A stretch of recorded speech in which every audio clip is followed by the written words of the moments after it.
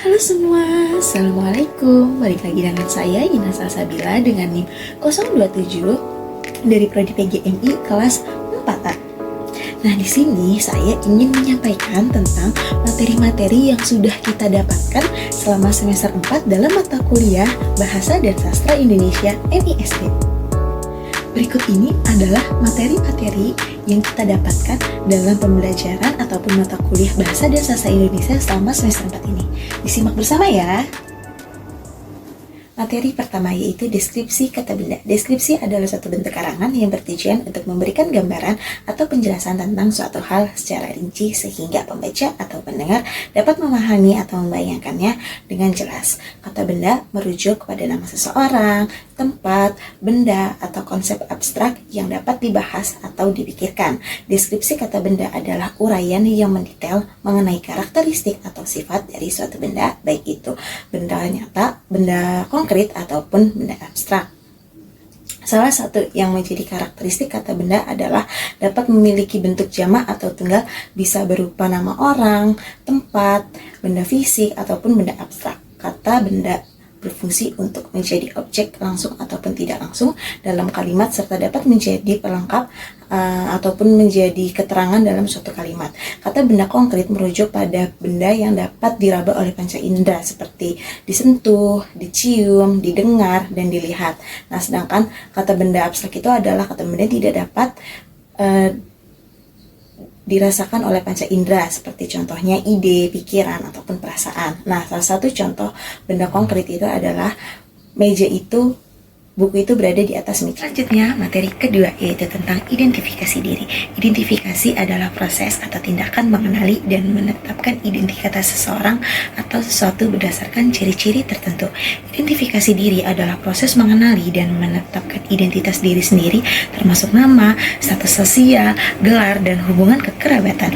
Untuk gelar kekerabatan seperti bapak, ibu, saudara, atau saudari sering digunakan di depan nama untuk menunjukkan hubungan dan rasa hormat. Karakteristik nama diri sendiri terdiri dari nama depan dan nama belakang yang sudah ditetapkan dan diberikan sebagai identitas diri dan diakui secara sah.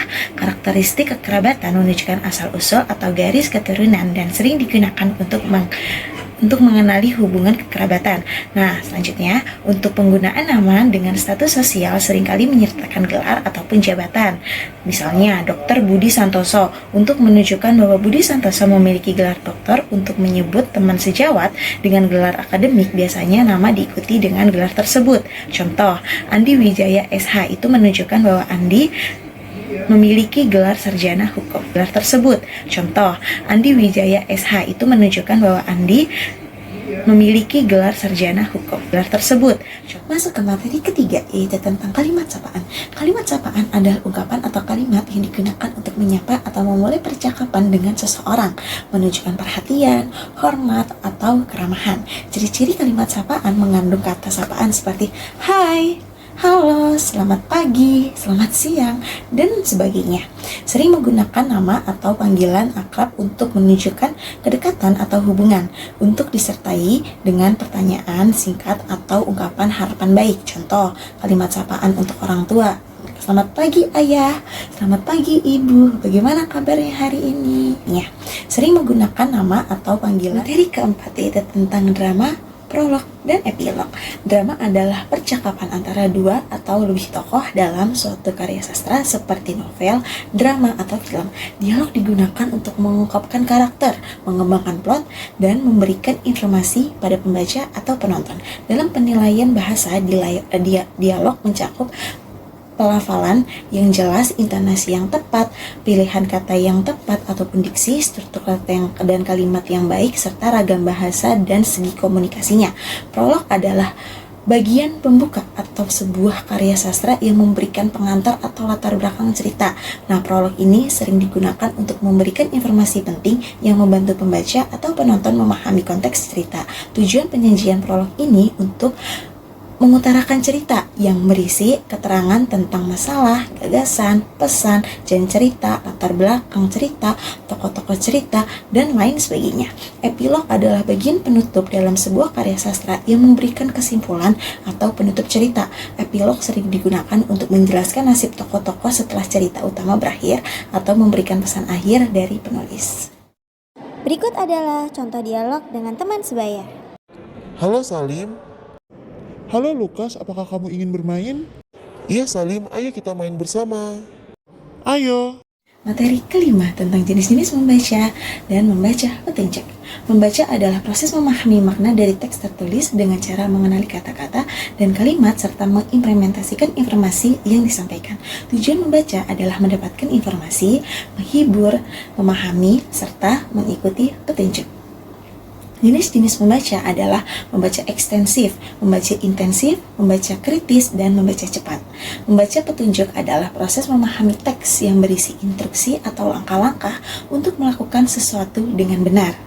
Petunjuk ini bisa ditemukan pada manual, resep masakan, panduan penggunaan perangkat, dan sebagainya. Tata cara agar dapat membaca dengan baik dan benar adalah fokus, skimming, dan scanning, mengambil catatan, merefleksikan dari teks atau bacaan yang telah kita baca, yaitu tata cara membaca puisi dan tata cara membaca teks. Puisi adalah bentuk karya sastra yang menggunakan bahasa yang indah, berirama, dan seringkali puitis untuk menyampaikan perasaan, pikiran, dan imajinasi penulisnya. Puisi biasanya disusun dalam baris-baris dan bait-bait yang memiliki struktur tertentu, baik dalam hal rima ataupun ritme. Tata cara membaca puisi adalah memahami makna puisi. Yang kedua, perhatikan intonasi dan ekspresi. Yang ketiga, ikuti ritme dan rimanya. Yang keempat, menghayati makna atau pesan dalam puisi yang dibacakan. Tata cara membaca teks yaitu yang pertama, pahami isi teks. Perhatikan kecepatan membaca, gunakan intonasi yang tepat, dan yang terakhir, menjaga konsentrasi.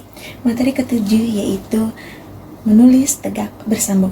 Menulis adalah salah satu keterampilan bahasa yang dipakai untuk berbicara secara tidak langsung.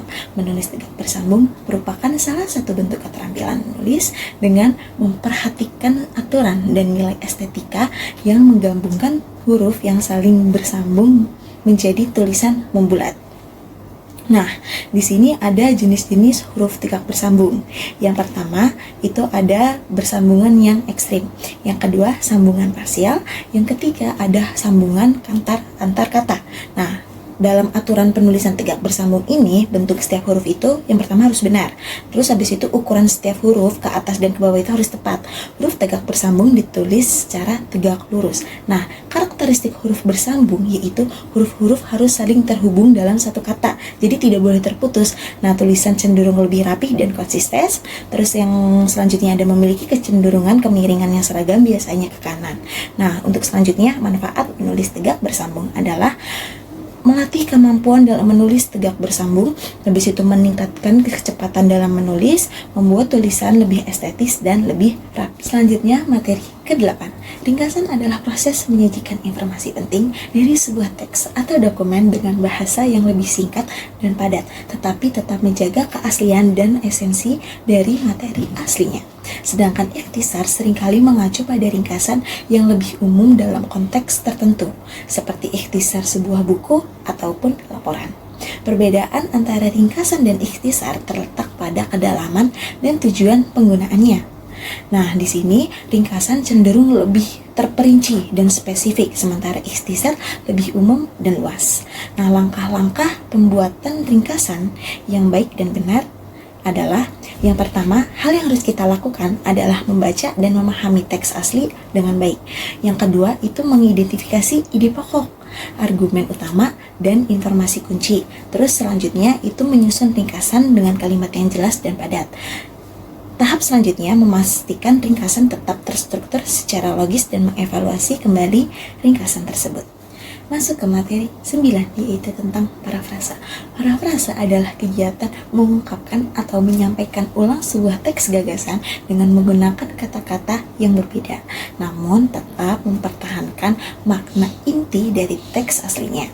Nah, Di sini ada tujuan utama parafrase, yaitu adalah untuk memperjelas atau meluapkan ide dari sumber asli dengan cara yang lebih mudah dipahami atau dengan gaya bahasa yang berbeda. Nah, selanjutnya ada langkah-langkah dalam pembuatan parafrase yang baik adalah yang pertama itu ada pahami dengan baik materi asli. Yang kedua itu tulis dengan gaya bahasa sendiri. Yang ketiga perhatikan struktur kalimat. Dan yang terakhir tidak mengandung plagiasi. Materi ke-10 tentang surat resmi dan surat pribadi. Surat resmi adalah komunikasi tertulis yang dibuat dalam format dan gaya formal untuk keperluan bisnis, pemerintahan, atau institusi resmi lainnya. Biasanya ditujukan kepada organisasi atau pihak yang memiliki hubungan formal dengan penulis surat. Nah, di sini ada jenis-jenis surat resmi. Yang pertama itu ada surat pemberitahuan, yang kedua ada surat permohonan, yang ketiga ada surat penawaran, yang keempat ada surat undangan, dan yang terakhir ada surat keputusan. Tata cara penulisan surat resmi yang benar adalah penempatan data pengirim, penulisan tanggal, penerima surat, habis itu penulisan isi, penutup surat, dan tanda tangan. Surat pribadi adalah komunikasi tertulis yang ditujukan kepada individu atau kelompok tertentu secara personal, umumnya untuk menyampaikan perasaan, informasi pribadi, atau pesan informal.